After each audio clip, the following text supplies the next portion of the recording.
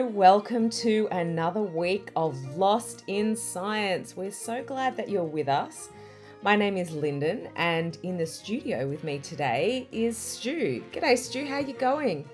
I'm very well, Lindo. How are you? Yeah, I'm well. I am better than I sound. I sound like I've been hanging out with frogs, but I'm very fine. I'm very excited to be sharing another half an hour of some of the best science going around. It's a good time for science in Australia, I would say. Well, yes. I like to think that we've had some action on the government front. Hopefully, we'll get some money flowing to scientific research everywhere.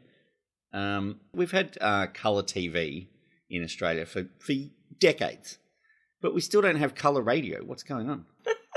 I mean, I think community radio is full colour radio. I think we can look at it that way. But what I'm actually going to be talking about today is colour. So you might think, how is this possible? But some scientists in America have made a new colour. Really?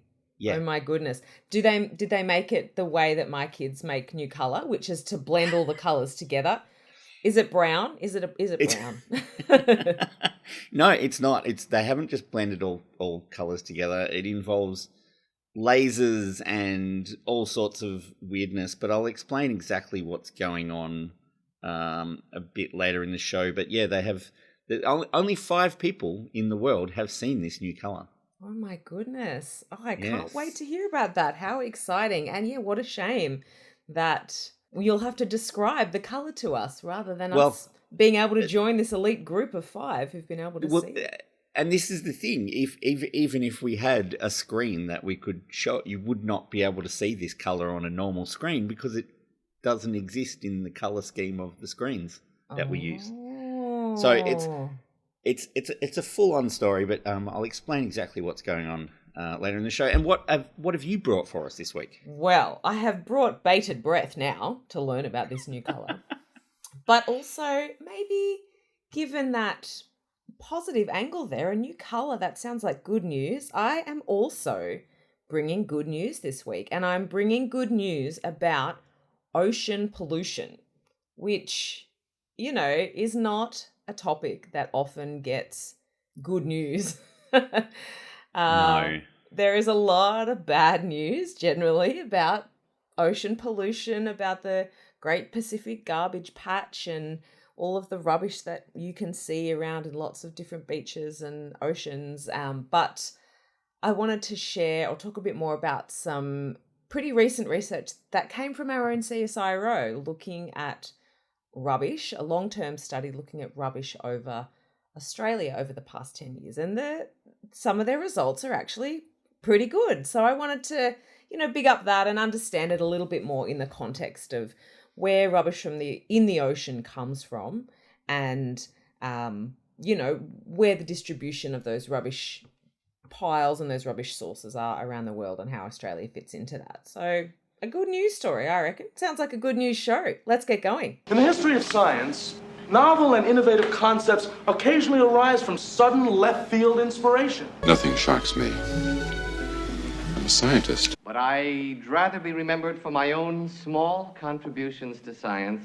As a scientist, I don't want to prejudice my experiment. I'll let you know in the morning. I am a scientist! I think they're scientists. I bring scientists, you bring a rock star. Across Australia on the Community Radio Network, you are listening to Lost in Science.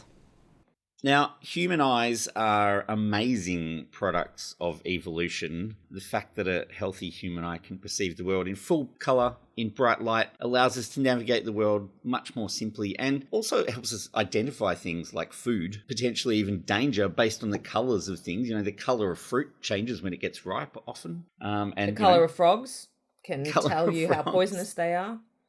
Yeah. Not that I'm recommending you go out and eat frogs, but that was the first thing that jumped to my mind.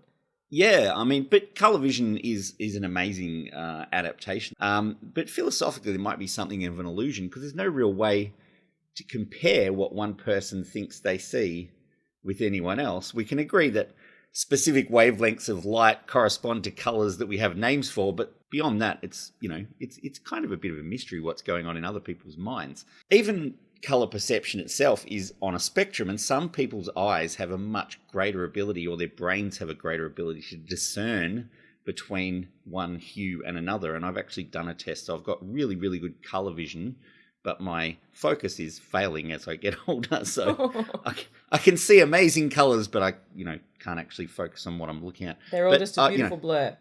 That's right. But, I've got eyeglasses. Yay, science. But some people obviously have difficulty picking between even primary colours like red and blue. So there is a degree of colour blindness in that spectrum of colour perception. But humans basically have two different systems for seeing.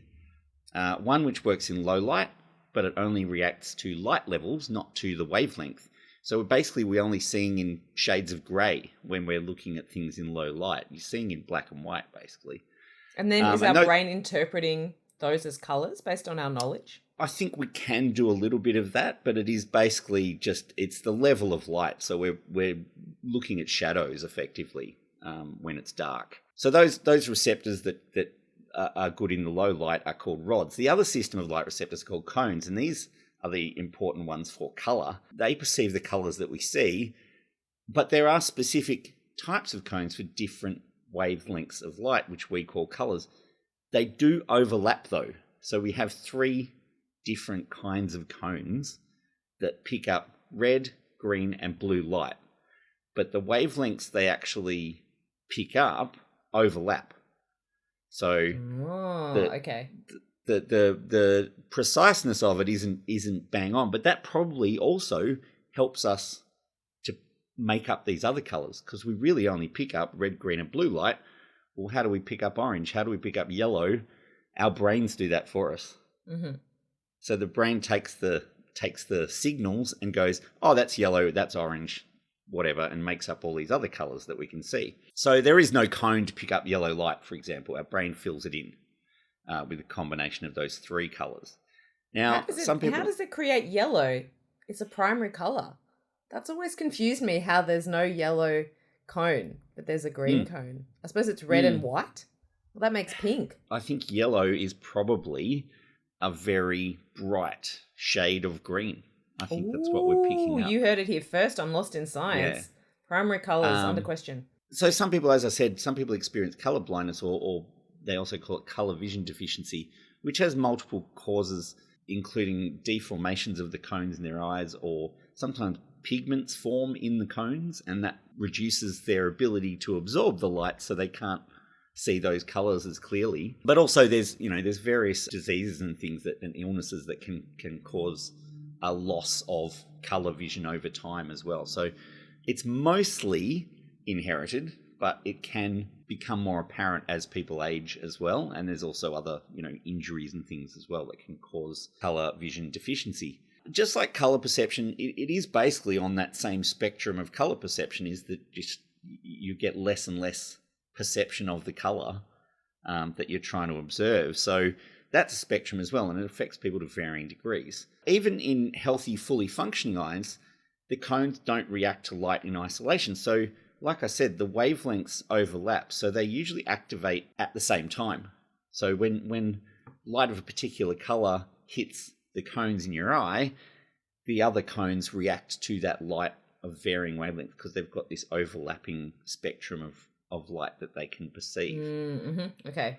Some researchers at the University of California in Berkeley were looking into colour vision deficiency, and they wondered what would happen if they triggered only some cones to activate and not others.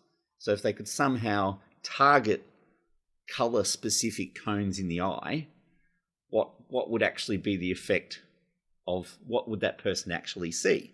If they hit one individual cone, or if they isolated just the red cones? So if they isolated just the red ones, or just the green ones, or just the blue ones. Mm-hmm.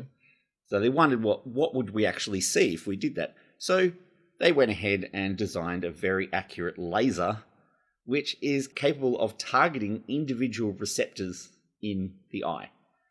And then they shot each other with lasers in the eyeball? They basically shot each other with lasers in the eyeball. Oh my God, are you serious? That's amazing. Yeah. So the M receptors, which specialize in green light, they could target those without activating the corresponding blue and red receptors in that person's eye. By doing this, 5 people in the world have seen a colour that nobody else has ever seen. Because what they did was target those green receptors and triggered that one and didn't trigger the red or the blue. So what these people saw and what they described was a bluish peacock green. But we've got 5 people who've described it, so we've only got their word for it because you literally can't see it any other way. Wow. Okay, so that's multiple experiments there because it's the complexity around developing the tool, the very accurate laser. I am in awe of the researchers who use themselves as the guinea pigs. I thought you were going to tell me that they developed a model of an eye to try to understand it. Nope. That's excellent. They, I mean, they're very low intensity light beams. They're not damaging in any way. It's not, it's not Star Wars lasers or anything like that. But they could have said, "Hey, PhD student, master's researcher, come and earn $20." Well, they are all researchers, so they basically did do that, more or less. But what they're hoping to be able to do is to be able to use this new tool to investigate potential causes and treatments of colour vision deficiency and vision loss, and potentially develop new ways to enhance the colour vision of people with those conditions. So by understanding better how it works, they will be able to develop therapies from this, which will potentially help people restore their vision. Now, the tool is called Oz, which is named after the film version of The Wizard of Oz. Ah. Because they say their tool is like when Dorothy steps from the black and white world of Kansas into the magical world of Oz, and it's all vibrant, full Technicolor. Mm-hmm.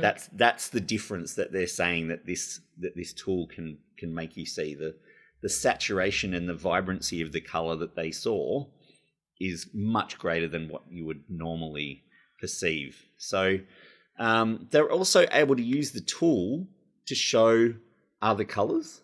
They were also able to show lines and shapes and even images and moving dots by activating thousands of receptors at the same time of the same color reception type. Wow. So rather than showing you an image, they can project an image using a high-speed laser on your retina, which is pretty amazing. Now, this requires mapping of the individual's retina to locate the exact location of the receptors. So the laser can activate the chosen cones precisely, because if it misses, it'll just trigger the usual vision. So they had to target a large number of receptors all at once to be able to see anything. If one cone got triggered, you wouldn't even notice. It'd just be like a speck of dust in your eye or something like that. Mm-hmm. So they have called their colour Olo, which is because there's 3 receptors. 2 are switched off and 1 is switched on. So it's 0, 1, 0. And so they've got, we'll call it Olo, meaning they only switched on the one and not the other 2. Mm-hmm. One person who saw the colour Olo said that when they moved the green laser slightly to hit random receptors, the normal colour of the laser, they said, almost looks like yellow, because the green of the Olo colour is so green that they'd never seen anything like it to compare. Oh, so okay. So the laser itself, if you were just looking at it from the side, it would look like green. Mm-hmm. But this person, after they'd seen Olo, said, "Now I've tasted Olo. All greens look like yellow to me." Yeah, can't go back to normal green. Wow, I'm really interested in the component where the 5 researchers. I wonder. I don't mean this as a pun, but whether they kind of did a double-blind description of the colour. Yeah, if they asked them all separately. Exactly, whether they all went away and had to write down and put it in a sealed envelope how they would describe the colour, and then they sort of shared it to come to the conclusion of this emerald peacock green. Yeah, I'm curious to know what the actual process. But 5 is not a huge number either. No. So if they did this with increasing numbers of people, we might get more useful information. But look, even though most people's eyes probably would be capable of perceiving the colour, the only way to do so is to use the Oz laser to stimulate the receptors in your eyes. So it's one shade of, they also mentioned that it was sort of like a teal colour that most of us will never see. But if it takes shooting lasers into my eyeballs to see it, I'm not sure I'm green with envy. The teal wash is not for you, is that what you're saying, Stu? Very cool. I'm also Olo with envy, I think. What are you onto? Anything of interest to the scientific community? Together, you and I are going to make the greatest single contribution to science since the creation of fire. It's a big scientific experiment. What do I know? Across Australia on the Community Radio Network, you're listening to Lost in Science. Welcome back. You are listening to Lost in Science. And look, Stu, ocean pollution is one of those things that really makes you pretty sad, doesn't it? You think about turtles or seals or those images of the poor seagulls with their stomachs cut open and they're full of plastic. It's pretty bad. It's pretty bad. It's a pretty grim storyline. And I guess the big problem is that plastic floats and it washes into water wherever the water happens to be flowing. It's all going to end up in the ocean at some point if it's loose. So that's all our fault, really. Yes, very much so. It is all our fault. And you're right, a lot of the pollution that gets into the ocean actually largely comes from rivers. There is definitely a source of ocean. I'm talking about ocean plastic pollution here, not all of the other ocean pollutions that we could talk about. I'm talking about plastic pollution. But most plastic pollution from the ocean, comes from rivers. In fact, I think about 80% of ocean plastic emissions come from around 1,000 rivers worldwide. And most of those rivers are from middle income countries. So if you're from a high income country like Australia, we use a lot of plastic, but we also have a pretty good waste management program. Waste management scheme, we collect a lot of our rubbish. Low socioeconomic countries have poorer waste management schemes, but also a bit less plastic. So it's these middle income countries where there's a lot of plastic, but there's not a lot of established waste management systems where we're getting most of that rubbish. I read a study, a statistic just before from a European non-for-profit organisation called the Ocean Cleanup, and they said that humans produce over 400 million tonnes of plastic every year, which is about the same weight of all the humans on the planet. Wow. That's a pretty scary stat, huh? Yeah. And even actually less than 1% of that ends up in the ocean. So you might think, oh, good, there's the good news story that Linden's been promising about plastic in the sea. But even 1 million tonnes is still, not great. Well, I mean, if 1% of humans ended up in the ocean every year, we'd be panicking, wouldn't we? Yeah, that's very true. I hadn't thought of that. Yes, we'd definitely be worried about that 1%. So that's why I was particularly heartened to see a story that came out of CSIRO not long ago that compared an analysis they did back in 2013 to an analysis that they did in 2022 to 2024. So in 2013, they did all of these transects, which means scientists basically frog marched along a bunch of beaches across Australia to identify how much rubbish there was. What sort of rubbish, the type of frequency, how big the pieces of rubbish were, and those kinds of things. And these other surveys that they did in the last few years repeated that analysis in various places along the coast, but also looked at other city regions, right? So they also looked at a few capital cities and Alice Springs as well, which I don't need to tell you is pretty far away from the sea. About as far away as you can get, really. About as far away as you can get, yes. So they had a look at pollution, not just on the coast, but also in river areas, because like you say, a lot of the rubbish that we get into the ocean comes from rivers, and in urban areas as well. And the headline for the study is that they have found that there is almost 40% less plastic waste along our coastal cities, around our coastal cities, than there was 10 years ago, which is pretty good. That's very good. Yeah, it's a really nice result. They also found that there are more places where there's no rubbish at all. Wow. How nice is that? That surprises me. Yes. I mean, I kind of tend to notice it when I go places and go, how did this get here? Well, I know how it got there. Some person brought it with them, but it's still kind of great that there's spots in Australia where there isn't any rubbish and plastic pollution on the beach. Yeah, absolutely. It's really nice to see that some parts are getting a little bit cleaner. Did they is there any way for them to work out where the plastic comes from that they find, or is this just a tally of how much they find? Well, the way I understand it is that they could explore the kinds of rubbish that they found. So it wasn't just plastic. They were looking for all kinds of rubbish, right? Okay. They looked at 2-meter wide strips, and 2 trained scientists kind of walked step by step by step. They captured every piece of debris that they came across, including the type of material and what it was used for originally. Right. Whether they could trace back the original source, probably not, but they could definitely break it up into types. They did over 1,900 of these transects where they walked across different places, and they found on average about 0.15 pieces of rubbish, items of debris, the technical term, per square meter. So that's about 1 piece of rubbish every 5 steps. It just makes me think someone's dropped a piece of rubbish for every 5 steps they've taken. Well, yes and no, because a lot of the most common type of waste they found was plastic. But it wasn't really clear in many cases where the plastic came from. And a lot of the time it was fragments. So somebody could have dropped 1 piece of rubbish and then it's broken up. Yep. And that's kind of scattered along the place.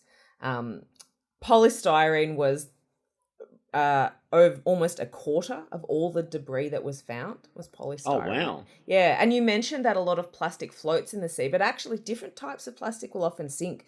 So if you've got your Mount Franklin water bottle or whatever, not to pick on Mount Franklin, that goes into the sea, the plastic that the bottle's made from would often get filled with water and sink, whereas the caps would float.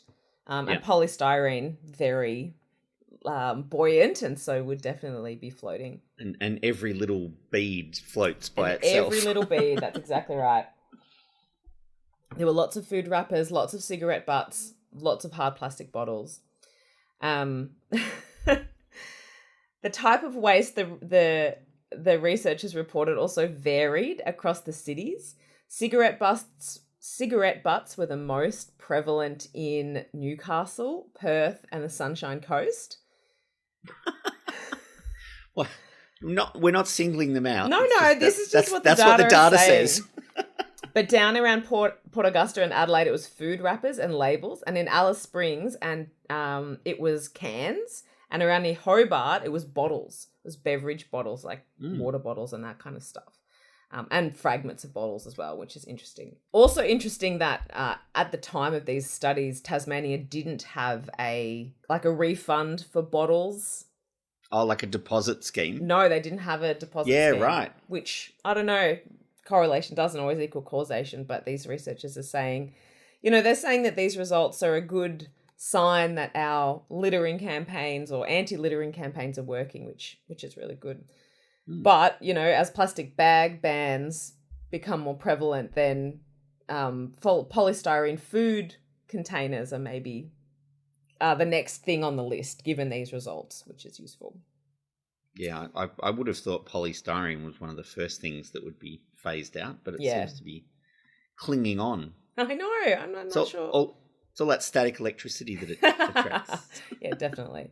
So, I mean, this, I think, is a good news story. While we know that the majority of global pollution in the oceans is not Australia's, just like everything, that doesn't mean we do nothing. And it's good to see that pollution is being reduced here in Australia. You think about ocean rubbish and you think of that Great Pacific garbage patch that's got, it's not really a big mountain. It's more like a soup of rubbish, right? And it can take years and years for rubbish to move from the rivers to the coast out to sea and then it kind of gets circulated along the coastal environment for years and years, and it probably won't make it out to the garbage patch. The garbage patches are one of the few places where most of the rubbish is fishing pollution. But if the rubbish from the continents do make it out to sea, then it's very hard for them to ever get back in. And so trying to understand every piece of that puzzle, I think is really helpful. So this study, I don't know, it's a nice addition, although I did worry a little bit that the paper was published in a journal called Marine Pollution Bulletin, which means, like, although there's good news, there is enough bad news that there's a whole scientific journal about it. Maybe we need to keep watching the contents of that journal to look for some more good news in the future.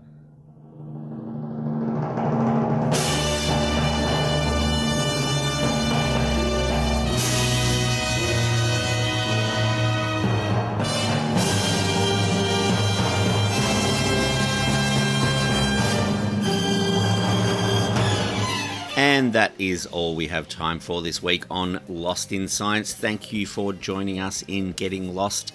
If you have any questions or suggestions for the team, get in touch with us by email. We are lostinsci@gmail.com.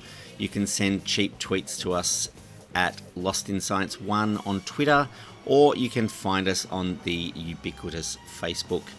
Lost in Science is recorded at the studios of 3CR in Melbourne on the land of the Kulin Nation and is broadcast across Australia on the Community Radio Network with the assistance of the Community Broadcasting Foundation. You can find a podcast version of the show on 3cr.org.au, or you can tune in the way you did this week when we return in our usual time slot to get Lost in Science!